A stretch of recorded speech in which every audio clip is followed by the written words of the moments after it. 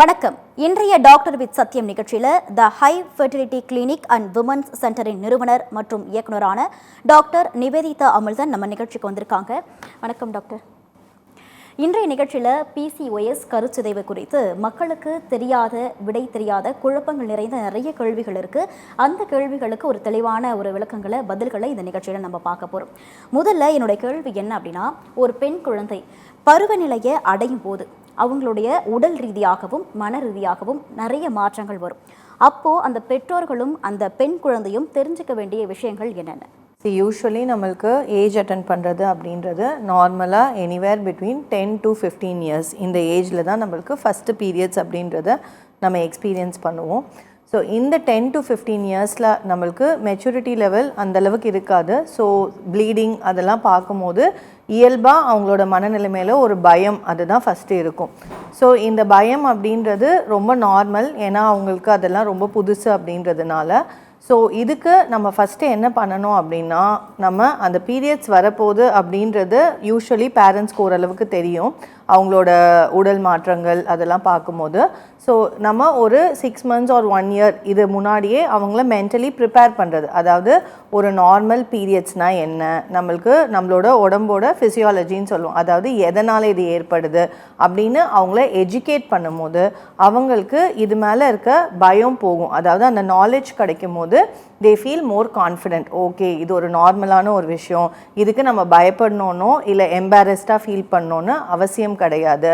And அந்த first periods வரும்போது நம்ம அதை எப்படி ஹேண்டில் பண்ணணும், நம்ம அதை யார்கிட்ட இன்ஃபார்ம் பண்ணணும், இந்த மாதிரியான சின்ன சின்ன கான்வர்சேஷன்ஸ் பேரண்ட்ஸ் அந்த பெண் குழந்தைகளோட வச்சுக்கும் போது அவங்களுக்கு அந்த எக்ஸ்பீரியன்ஸ் ரொம்ப ஹேண்டில் பண்ணுறதுக்கு ஈஸியாக இருக்கும் அண்ட் ரொம்ப கம்ஃபர்டபுளாக இருக்கும்.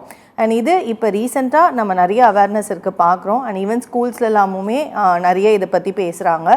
ஸோ அதனால் most of them are very aware. But இருந்தாலும் நிறைய பேருக்கு அவேர்னஸ் இல்லாமலும் இருக்குது. ஸோ அதனால் இதை நம்ம கண்டிப்பாக நடைமுறைக்கு கொண்டு வரணும். அடுத்து அவங்களுக்கு மென்ஸ்ட்ரல் ஹைஜீன், அதாவது ஒரு பீரியட்ஸ் வந்துச்சுன்னா எப்படி அவங்க அதை ப்ராப்பராக ஹைஜீனிக்காக மெயின்டைன் பண்ணணும். லைக் நம்ம எவ்வளோ ஹவர்ஸ் ஒன்ஸ் பேட்ஸ் சேஞ்ச் பண்ணணும் அண்ட் எது நார்மல் எது அப்நார்மல், இந்த எஜுகேஷன்லாம் ரொம்ப இம்பார்ட்டண்ட்டு. யூஸ்வலி ஆஸ் டாக்டர்ஸ் நாங்கள் என்ன சஜஸ்ட் பண்ணுவோம் அப்படின்னா, ஒரு 4 to 5 hours ஒன்ஸ் அவங்க பேட்ஸ் சேஞ்ச் பண்ணணும். And before and after using the washroom hand wash டெஃபினட்டாக பண்ணணும். அண்ட் பீரியட் சைக்கிளில் நிறைய பேருக்கு டவுட்ஸ் இருக்கும். இதில் ஃபஸ்ட்டு 2-3 இயர்ஸ்க்கு யூஸ்வலி பீரியட்ஸ் கொஞ்சம் இர்ரெகுலராக இருக்கும். அப்போ எந்த அளவுக்கு இர்ரெகுலராக இருந்தால் அது ஓகே, எப்போ நான் போய் டாக்டரை பார்க்கணும் அப்படின்றது பேரண்ட்ஸுக்குமே ரொம்ப காமனாக இருக்க ஒரு கன்ஃபியூஷன். ஸோ இதில் அவங்க என்ன தெரிஞ்சுக்கணும் அப்படின்னா, எனிவேர் பிட்வீன் 20 to 40 days இதுக்குள்ளே பீரியட்ஸ் வந்துடுது அப்படின்னா யூஸ்வலி இது ஒரு கரெக்டான சைக்கிள்ஸு.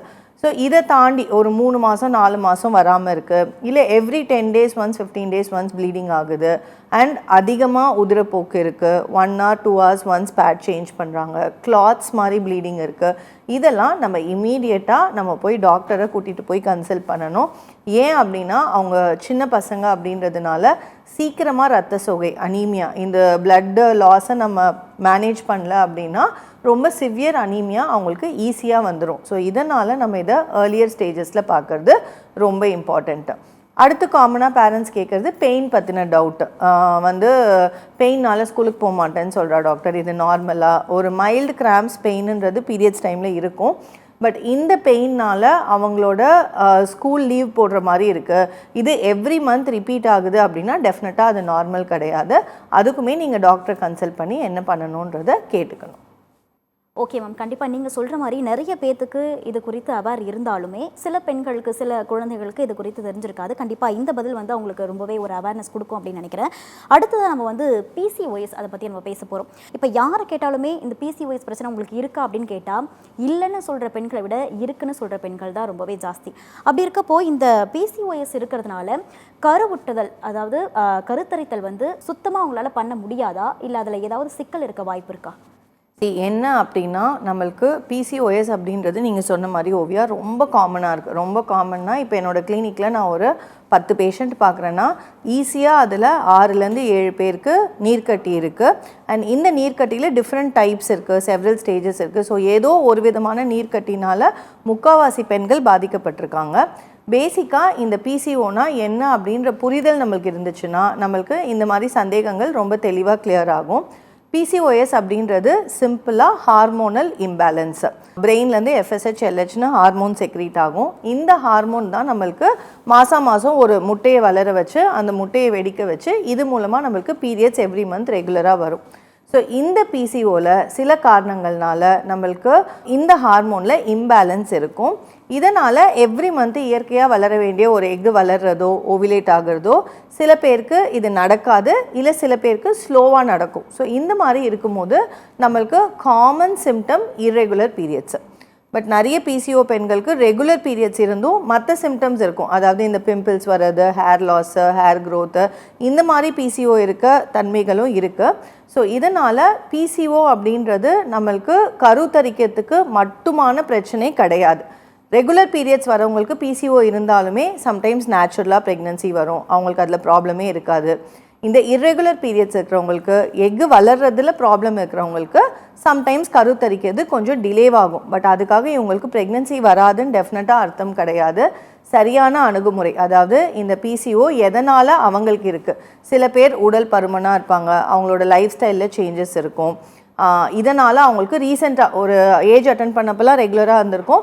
பட் இப்போ ஒரு 2-3 இயர்ஸாக எனக்கு அப்படி இருக்குது மேடம், நைட் டியூட்டிஸ் இருக்குது, நான் அவுட் சைட் ஃபுட் நிறைய சாப்பிட்டேன், வெயிட் கெயின் ஆயிடுச்சு, ஸோ இப்போ தான் எனக்கு பீரியட்ஸ் இரெகுலராக இருக்குன்னா அவங்களுக்கு நம்ம ஒரு சிம்பிள் லைஃப் ஸ்டைல் மாடிஃபிகேஷன், என்ன மாதிரியான ஆரோக்கியமான உணவுகள் சாப்பிட்ணும், ப்ராப்பராக 8 hours தூங்கணும், என்ன எக்ஸசைஸ் பண்ணணும், இதெல்லாம் சொல்கிறது மூலமாக ஒரு 5 to 10% அவங்க இப்போ இருக்க வெயிட்லேருந்து கம்மி பண்ணாலே பீரியட்ஸ் தானாக ரெகுலரைஸ் ஆகி அவங்களுக்கு நேச்சுரலாக ப்ரெக்னன்சி வர்றதுக்கும் பாசிபிலிட்டிஸ் இருக்குது.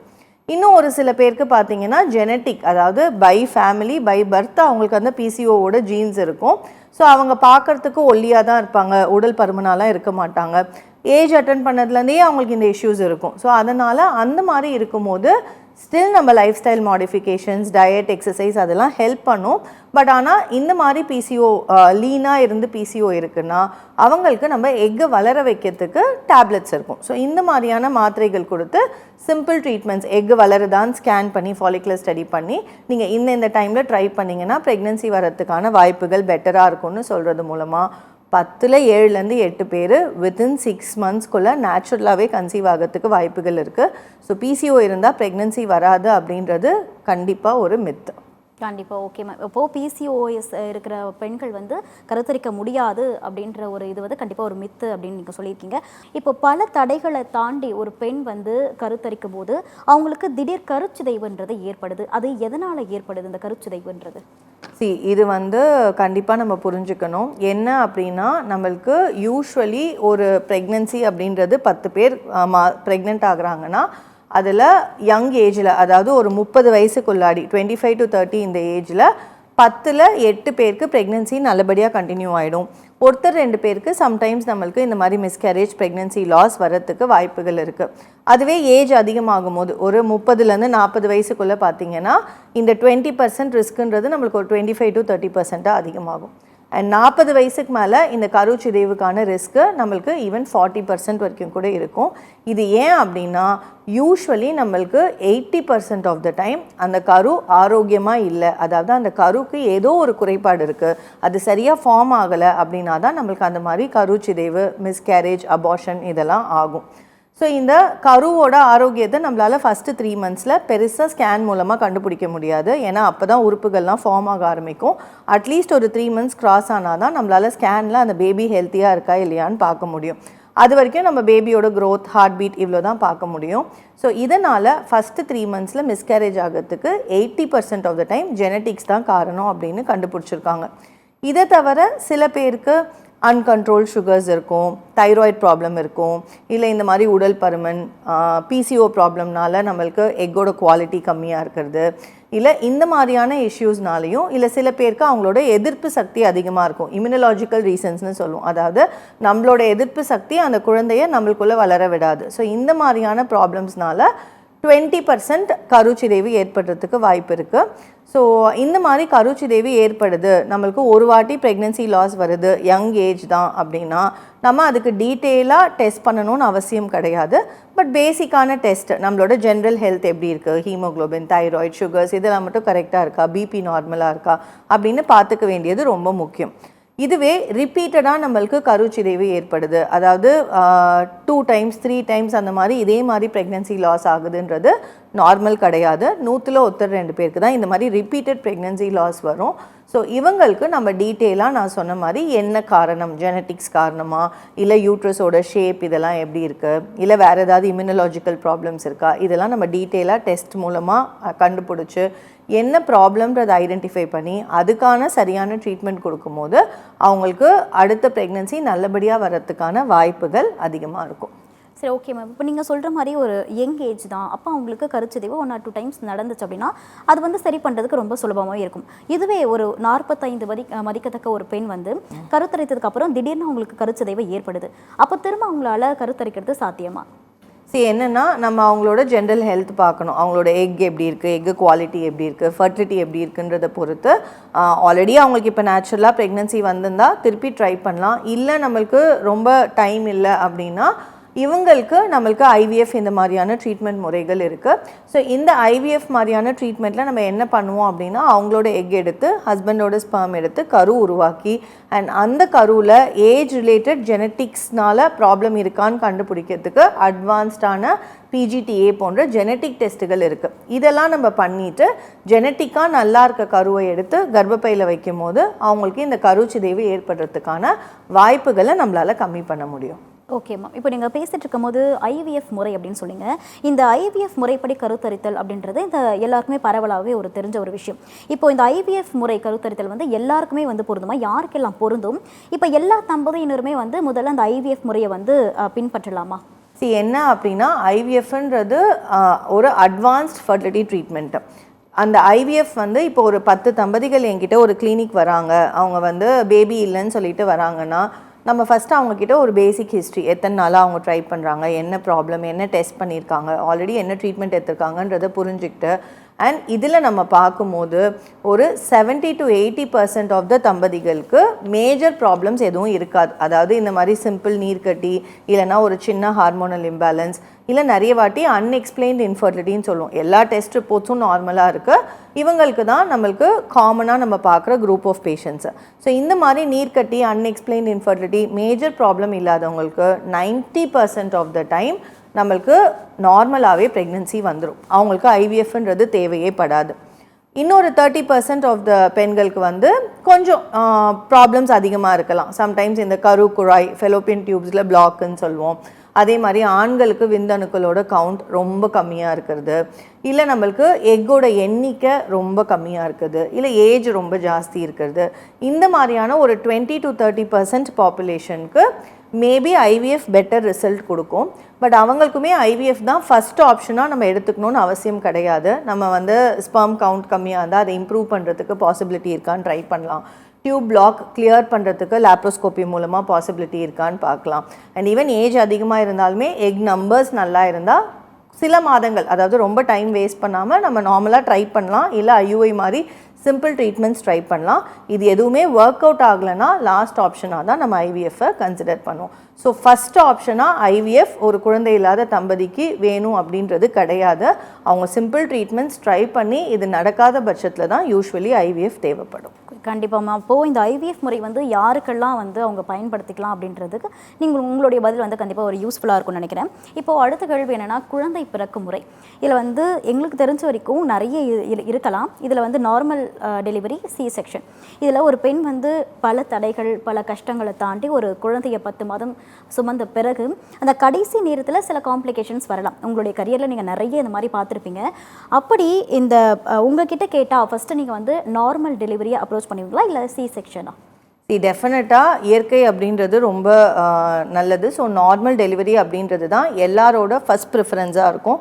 பட் என்கிட்ட ஒரு பேஷண்ட் வந்து நார்மல் டெலிவரி நல்லதா, சி செக்ஷன் நல்லதா, நான் என்ன பண்ணணும் டாக்டர்னா, நான் அவங்களுக்கு சொல்கிறது எண்ட் ஆஃப் தி ப்ரெக்னன்சி அவங்களோட சேஃப்டி தான் நம்மளுக்கு ரொம்ப முக்கியம். அதாவது தாயும் குழந்தைக்கும் எந்த குறையும் இல்லாமல் அவங்கள நல்லபடியாக வீட்டுக்கு அனுப்புறது தான் எங்களோட ஃபஸ்ட் எய்மாக இருக்கும். இதுக்கு நாங்கள் மேக்ஸிமம் நார்மல் டெலிவரி ட்ரை பண்ணுவோம். பிகாஸ் நார்மல் டெலிவரின்றது நேச்சுரலாக நடக்கிற ஒரு விஷயன்றதுனால நம்ம அதை தடுக்கிறதோ ஸ்டாப் பண்ணணும்னு அவசியம் கிடையாது. அண்ட் நார்மல் டெலிவரிக்கு ரொம்ப முக்கியம் பேஷண்ட்ஸ்க்கும் சரி டாக்டர்ஸ்க்கும் சரி பொறுமை. அது வந்து பொறுமையாக நம்ம வெயிட் பண்ணி அந்த டைம் கொடுத்து நம்ம நார்மல் டெலிவரி பண்ணணும்.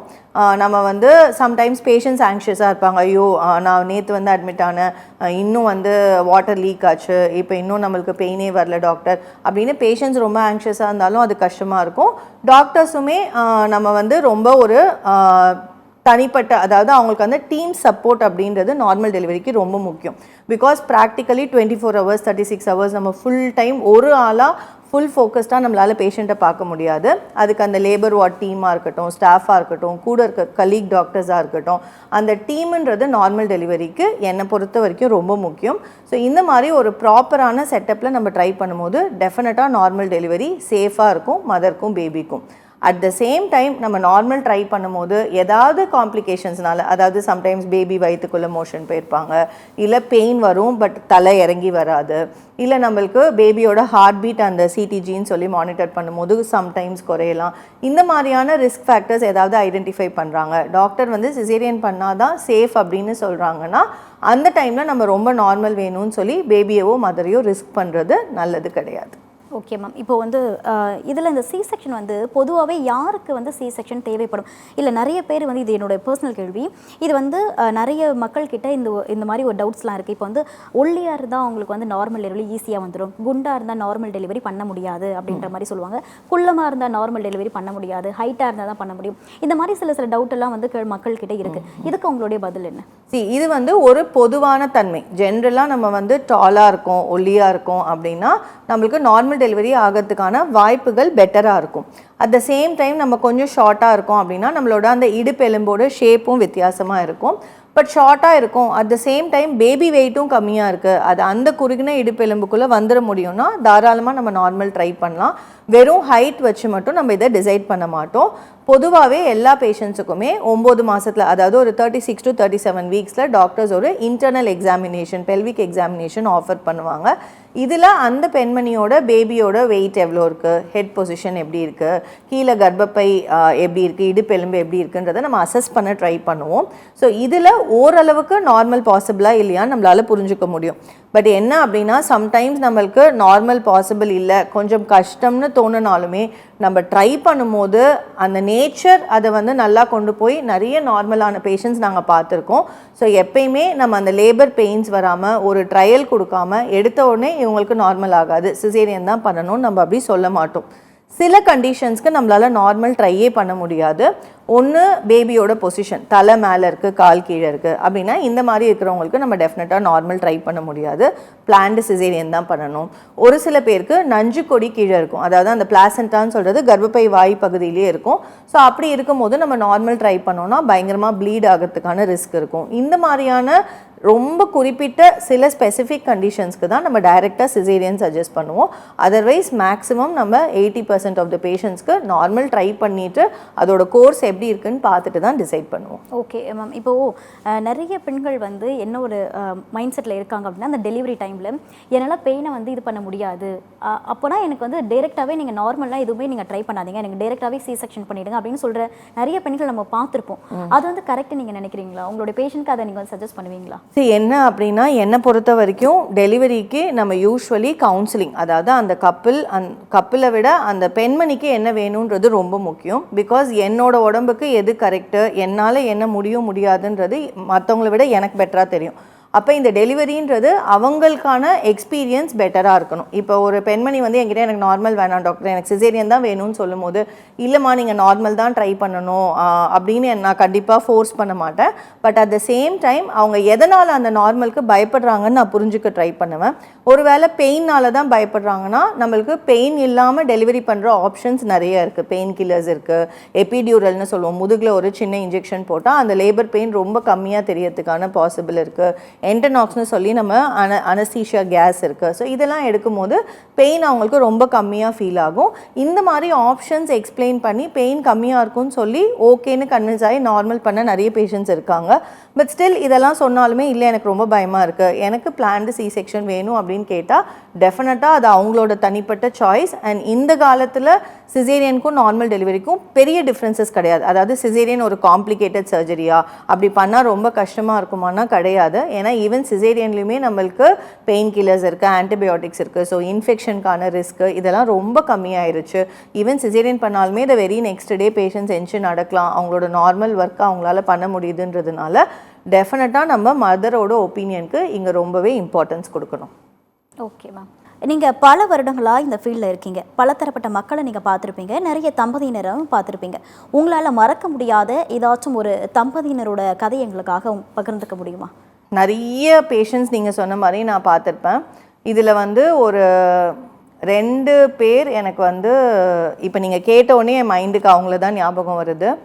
ஒன்று, எனக்கு ஒரு பேஷண்ட் வந்தாங்க. நான் அவங்கள ஃபஸ்ட்டு டைம் ஒரு சின்ன கிளினிக்கில் போய் ஒரு தைராய்டு ப்ராப்ளம்காக தான் பார்த்தேன். அப்போ அவங்களுக்கு மேரேஜ் ஆகி ஒரு 4-5 இயர்ஸ் ஆல்ரெடி ஆயிருந்துச்சு. ஸோ அவங்கக்கிட்ட போயிட்டு தைராய்டுக்காக நான் பார்த்துட்டு என்னம்மா பேபிக்கு ட்ரை பண்ணலையா அப்படின்னு கேட்டப்போ அவங்க வந்து ஏன் டாக்டர் இதே ஜாலியாக தான் இருக்குது, எதுக்கு பேபி, அந்த மாதிரி ஒரு டிஃப்ரெண்ட்டான பதில் எனக்கு சொன்னாங்க. பிகாஸ் என்கிட்ட வர யூஷுவல் பேஷண்ட்ஸ் மேரேஜ் ஆகி 6 months 1 yearலேயே பேபி வேணும், பேபி இல்லைன்னு ரொம்ப ஆங்ஷியஸாக அந்த பேஷண்ட்ஸை தான் அந்த டைமில் நான் பார்த்துருந்தேன். இது என்னோட கெரியர் நான் ஸ்டார்ட் பண்ண புதுசில் மேபி ஒரு 12 to 15 years பேக் இருக்கும்னு நினைக்கிறேன். ஸோ அதனால் எனக்கு வந்து அவங்களோட அந்த பாசிட்டிவிட்டி ஆட்டிடியூட் ரொம்ப பிடிச்சிருந்துச்சு. ஸோ அதுக்கப்புறம் ஒரு 1 or 2 years லேட்டர் அதே பேஷண்ட் என்கிட்ட ரெகுலராக தைராய்டுக்கெலாம் பார்த்துட்டு பேபிக்காக ட்ரை பண்ணுறதுக்கு வந்தாங்க. ஃபஸ்ட்டு டைம் நாங்கள் அவங்களுக்கு நார்மல் ட்ரீட்மெண்ட்ஸ், IUI இதெல்லாம் ட்ரை பண்ணோம், எதுவும் சக்ஸஸ் ஆகலை. ஸோ ஃபைனலி IVF போகலாம் அப்படின்னு டிசைட் பண்ணிவிட்டு IVF போகும்போது அவங்களுக்கு அவங்களோட எக்கு எடுக்கும் போது எக்கோட குவாலிட்டி சரியில்லை. ஸோ அதனால் அவங்களுக்கு கரு வரல. ஸோ எனக்கு வந்து இது அவங்கக்கிட்ட சொல்லும் போது கஷ்டமாக இருந்துச்சு. பட் ஆனால் அவங்க வந்து இல்லை டாக்டர் எனக்கு தெரியும், எனக்கு கண்டிப்பாக ப்ரெக்னென்சி வரும், நீங்கள் வந்து எனக்காக ரொம்ப ட்ரை பண்ணுறீங்க. இது எதுக்காக நான் சொல்கிறேன்னா, சம்டைம்ஸ் அந்த பேஷண்ட்ஸோட ட்ரஸ்ட் வில் டிரைவ் அஸ். அதாவது நம்மளுக்கு ஒரு நெகட்டிவ் விஷயத்த நான் சொல்லும் போதும் அவங்க வந்து இல்லை டாக்டர் நம்மளுக்கு நல்லது தான் செய்வாங்கன்னு நம்மளை ட்ரஸ்ட் பண்ணுறாங்கல்ல, அது எங்களுக்கு ரொம்ப முக்கியம். அதுக்கப்புறம் we tried 2nd cycle 3rd cycle, கிட்டத்தட்ட அந்த பேஷண்ட்டுக்கு ஒரு 5th IVF சைக்கிள் வரைக்கும் நாங்கள் ட்ரை பண்ணோம். பிகாஸ் அவ்வளோ ஃபெயிலியர் இருந்துச்சு. But at every time she will come with a smile. ஒரு 3rd 4th டைம்லாம் எனக்கு ரொம்ப கஷ்டமாக இருக்கும், ஐயோ நம்ம என்னடா இவ்வளோ ட்ரை பண்ணிட்டோம், இவங்களுக்கு எதுவுமே ஒர்க் அவுட் ஆகலையே. அப்போ she will tell me, doctor நான் வந்து இங்கே வரேன் கிளினிக் இத்தனை நாளாக எவ்வளோ பேர் உங்ககிட்ட ப்ரெக்னென்ட் ஆகி நான் பார்த்துருக்கேன். பட் ஆனால் எனக்கு உங்ககிட்டேருந்து ப்ரெக்னென்சி வரலன்ற ஒரு நேமோடு நான் போகக்கூடாது, நான் அப்படி வந்து உங்களுக்கு ஒரு பேஷண்ட்டாக இருக்கக்கூடாது. ஸோ பரவாயில்ல நம்ம ட்ரை பண்ணலாம், I know I will get pregnant with you. You know that kind of trust it was very difficult to see. ஏன்னா யூஸ்வலி நிறைய பேர் அந்த மாதிரி இருக்க மாட்டாங்க.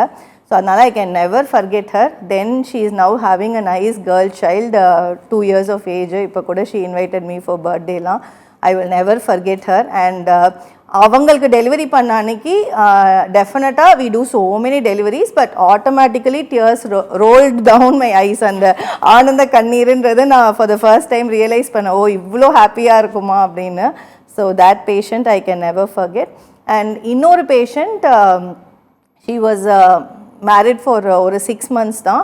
அவங்களுக்கு வந்து ப்ரீமெச்சூர் ஒவேரியன் ஃபெயிலியர்னு சொல்லுவோம். அதாவது அவங்களுக்கு எக்ஸே இல்லை, 25 years தான், ஆனால் அவங்களுக்கு பீரியட் ஸ்டாப் ஆகிடுச்சு. ஸோ அந்த மாதிரியான ஒரு கண்டிஷன். வராங்க, நான் இந்த மாதிரி எல்லாமே செக் பண்ணிவிட்டு, இல்லைம்மா ஹார்மோன்ஸ்லாம் அதிகமாக இருக்குது, எக் இல்லை, ஸோ நீங்கள் IVF தான் போகணும், IVF போனாலுமே உங்கள் எக் வச்சு ட்ரை பண்ண முடியாது, டோனர் தான் போகணும் அப்படின்னு சொல்லி அவங்களுக்கு சஜஸ்ட் பண்ணுறேன். Very nice couple, okay donor நாங்கள் போகிறோம் டாக்டர் சொல்லிவிட்டு இமீடியட்லி தே அக்ரீட். அண்ட் நாங்களும் டோனர் மூலமாக எக் எடுத்து ஸ்பெர்ம் எடுத்து எம்ப்ரியோ க்ரியேட் பண்ணி அவங்களுக்கு ட்ரான்ஸ்ஃபர் பண்ணி she conceived in the very first cycle. So அவங்களுக்கு எனிவே பீரியட் ஸ்டாப் ஆயிடுச்சுன்றதுனால பீரியட்ஸ் ரெகுலரைஸ் பண்ணுறதுக்கு after delivery also she will come to me for treatment. மாத்திரை கொடுத்தா தான் பீரியட்ஸ் வரும், இல்லைனா வராது. அண்ட் யூஸ்வலி நம்ம அதை அந்த 45 years வரைக்கும் பண்ணணும். டேப்லெட்ஸ் கொடுத்தா தான் அவங்களுக்கு அந்த ஹார்மோன்ஸ் கரெக்டாக இருக்குன்றதுனால நடுவில் ஒரு இந்த டேப்லெட்ஸ் போட்டுகிட்டே இருக்கும்போது அப்பப்போ பிரேக் எடுத்துப்பாங்க, ஒரு 2-3 months வர மாட்டாங்க. ஸோ அதுக்கப்புறம் அதே மாதிரி ஒரு 2-3 months பீரியட்ஸ் வரலன்னு சொல்லிட்டு வந்தாங்க. ஸோ எனிவே ஓகே இவங்களுக்கு தான் பீரியட்ஸ் வராதுல்லன்னு சொல்லிட்டு நான் ஸ்கேனுக்கு வச்சுட்டு பார்த்துட்டு டேப்லெட்ஸ் கொடுக்கலான்னு வைக்கும்போது there was a 3 months baby inside with her own eggs and her baby. அது வந்து definitely it's a miracle. I've never seen anything like that in my life. So இது வந்து கடவுள் மனசு வச்சா நம்ம 0% சான்ஸ்ன்னு நினைக்கிற ஒரு விஷயம் கூட நடக்கும் அப்படின்றது I understood. Because science எவ்வளோ டெவலப் ஆயிருந்தாலும் there are certain things which science cannot explain. But then அதுக்கப்புறம் ஐ வெண்ட் அண்ட் ரெட் எதனால் இந்த மாதிரி ஆயிருக்கும்னு. பேசிக்காக நம்ம அவங்களுக்கு அந்த ஹார்மோன் டேப்லெட்ஸ் கொடுத்துட்டே இருக்கும்போது பீரியட்ஸ் வரும். சடனாக அந்த ஹார்மோன் டேப்லெட்ஸ் ஸ்டாப் பண்ணும்போது பாடியோட நேச்சுரல் ஹார்மோன்ஸ் அந்த சப்ரெஷன்லேருந்து இன்க்ரீஸ் ஆகும். அப்போ எங்கேயோ இருக்க ஒரு எக்கு வளர்ந்து ப்ரெக்னென்சி வந்தது ரிப்போர்ட் பண்ணியிருக்காங்க. லிட்ரேச்சர்ஸில் இருக்குது. But not many patients, few பேஷண்ட்ஸ்க்கு அந்த மாதிரி வந்திருக்கு. ஸோ எனக்கு she was very different patient which I will never forget. கண்டிப்பாக நீங்கள் சொன்னது ரெண்டுமே ரொம்ப மிராக்கலான ஒரு விஷயம் தான். கண்டிப்பாக இந்த காலகட்டத்தில் நிறைய பெண்கள் குழந்தை இல்லைன்னு சொல்லிட்டு ஃபீல் பண்ணும்போது பேஷண்ட் வந்து அவ்வளோ ட்ரஸ்ட்டாக உங்களை நம்பினதும் அவங்களுக்கு இருந்த அந்த பாசிட்டிவிட்டி அந்த கரேஜ் கண்டிப்பாக எல்லா பெண்களுக்குமே இருக்கணும் அப்படின்னு நினைக்கிறேன். ஒரு சில கேள்விகள் வந்து ரேபிட் questions மாதிரி நம்ம போகலாம். இப்போ முதல்ல வந்து PCOS means you can never become pregnant. PCOS இருக்கிற பேஷண்ட் வந்து ப்ரெக்னெண்ட்டாக ஆக முடியாது அப்படின்ற ஒரு இருக்கு. உங்களுடைய பதில்? கண்டிப்பாக கிடையாது. நம்ம ஆல்ரெடி டிஸ்கஸ் பண்ண மாதிரி with proper guidance and treatment 90% of PCO patients get pregnant. கண்டிப்பாக. ஓகே, நெக்ஸ்ட் வந்து ஏஜ் அஃபெக்ட்ஸ் ஃபர்டிலிட்டி. கண்டிப்பாக இது ப்ரூவன் தான். ஏன்னா பெண்மணிக்கு ஏஜ்ன்றது ரொம்ப இம்பார்ட்டண்ட். ஏஜ் ஆக ஆக நம்மளுக்கு எக்கோட கவுண்ட் குறையும் அண்ட் ஃபர்டிலிட்டியும் கம்மியாகும். கண்டிப்பாக. ஓகே டாக்டர், நெக்ஸ்ட் வந்து thyroid problems can affect fertility. Thyroid problems கரெக்டாக ட்ரீட் பண்ணால் it will not affect fertility. But நம்ம அதை ட்ரீட்மெண்ட் எடுக்கல அன்கண்ட்ரோல்டாக இருக்குன்னா S it will affect fertility. Okay ma'am. அடுத்த கேள்வி வந்து every couple should try IVF first. கண்டிப்பாக கிடையவே கிடையாது. IVFன்றது ரொம்ப 10ல் ஒருத்தருக்கு தான் தேவைப்படும் யூஸ்வலி. கண்டிப்பாக. இப்போ நான் நெக்ஸ்ட் கேட்க போகிறது எல்லா ப்ரெக்னென்ட்டான விமனுமே வந்து அதை வந்து க்ராஸ் பண்ணி தான் வந்திருப்பாங்க. எல்லாரும் சொல்கிறது வந்து நீ ப்ரெக்னெண்ட்டாக இருக்க, அதனால் நீ வந்து 2 பேத்துக்கு சேர்த்து சாப்பிடணும், ஏன்னா உனக்கும் சாப்பிடணும் உள்ளே இருக்க குழந்தைக்கும் சேர்த்து சாப்பிடணும் அப்படின்ற மாதிரி சொல்லியிருப்பாங்க. இது மித்தா இல்லை உண்மையாகவே ட்ரூ? இது வந்து ரொம்ப காமனாக ஏன் நம்ம சொல்கிறோம் அப்படின்னா ஜென்ரலாக ப்ரெக்னென்சியில் நமக்கு சாப்பிடவே பிடிக்காது. ஸோ நம்ம யூஸ்வலாக சாப்பிட்றத விட கம்மியாக சாப்பிடுவோன்றதுனால நம்மளோட பெரியவர்கள் நீ வந்து 2 பேருக்கு சாப்பிடணும்னு சொல்லுவாங்க. More then the quantity the quality matters. நம்ம எவ்வளோ நியூட்ரிஷியஸாக சாப்பிட்றோம். ஸோ நான் என் பேஷண்ட்ஸ்க்கு சொல்கிறது அவங்க வந்து சொல்லுவாங்க ஒரே ஒரு இட்லி தான் டாக்டர் சாப்பிட்டா அப்படின்னு. இட்லி தோசை இதெல்லாம் பெருசாக சாப்பிட முடியலனாலும் ப்ராபப்ளி நட்ஸு, ஃப்ரூட்ஸு, கீரை, காய்கறிகள், சூப்பு, சுண்டல் இந்த மாதிரி அவங்க எடுத்துக்கிறது will be better. Okay ma'am. அடுத்து வந்து drinking enough water is important during pregnancy. ப்ரெக்னன்சியில் ஹைட்ரேஷன் தண்ணின்றது ரொம்ப முக்கியம். ஸோ நாங்கள் சஜஸ்ட் பண்ணுறது யூஸ்வலி 3 லிட்டர்ஸ் ஆகுது கண்டிப்பாக தண்ணி குடிக்கணும். பிகாஸ் இது நம்மளுக்கு ப்ரெக்னன்சியில் வர யூரினரி இன்ஃபெக்ஷன் அண்ட் பேபி சுற்றி இருக்க வாட்டர் லெவல், ஆம்னியோட்டிக் ஃப்ளூயிட் இதெல்லாமும் நம்மளுக்கு ஹைட்ரேஷனில் ரொம்ப இம்ப்ரூவ் ஆகும். இப்போது இன்னொன்று இருக்குது, நிறைய தண்ணி குடித்தா பனிக்கூடத்தில் நிறைய தண்ணி சேர்ந்துடும், குழந்தை வந்து தண்ணி குடிச்சிடும், அதனால் சில ப்ராப்ளம்ஸ் வரும் அப்படின்னு சொல்லிட்டு சொல்லுவாங்க. அதுக்கு தண்ணி குடிக்கிறதுனால பனிக்கூடம் தண்ணி டெஃபினட்டாக இன்க்ரீஸ் ஆகாது. யூஸ்வலி பனிக்கூடம் தண்ணி அதிகமாக இருக்குன்னா அன்கண்ட்ரோல் சுகர் இதில் அதிகமாக நம்ம பார்ப்போம். அண்ட் பேபிக்கு சம்டைம்ஸ் அந்த பனிக்கூடம் தண்ணியை ஸ்வாலோ பண்ணுறதுல ஏதாவது ப்ராப்ளம் இருக்குது, தொண்டையில் பேபிக்கு ஏதாவது ப்ராப்ளம் இருக்குன்னா அப்போ பனிக்கூடம் தண்ணி அதிகமாக இருக்கும். நம்ம குடிக்கிற தண்ணினால அப்படி ரொம்ப அதிகமாகலாம் ஆகும். Okay, super ma'am. அடுத்து normal delivery is always better then C section. நம்ம வந்து நார்மல் டெலிவரி வந்து சி செக்ஷனை விட ரொம்ப பெட்டர் அப்படின்னு நினைக்கிறவங்களுக்கு உங்களுடைய பதில்?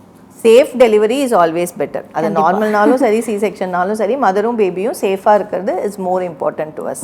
Super ma'am. இன்றைக்கு நிகழ்ச்சியில் நம்ம நிறைய கேள்விகள் வந்து மக்களுக்கு பயனுள்ளதாக நம்ம வந்து நிறைய கேள்விகள் பேசி தெரிஞ்சுக்கிட்டோம். இந்த பதில் வந்து எல்லாமே மக்களுக்கு ரொம்பவே யூஸ்ஃபுல்லாக இருக்கும் அப்படின்னு நினைக்கிறேன். இன்றைக்கி நீங்கள் சொன்ன இன்ஃபர்மேஷன் கண்டிப்பாகவே நம்ம வியூவர்ஸ்க்கு ரொம்ப யூஸ்ஃபுல்லாக இருந்திருக்கும்.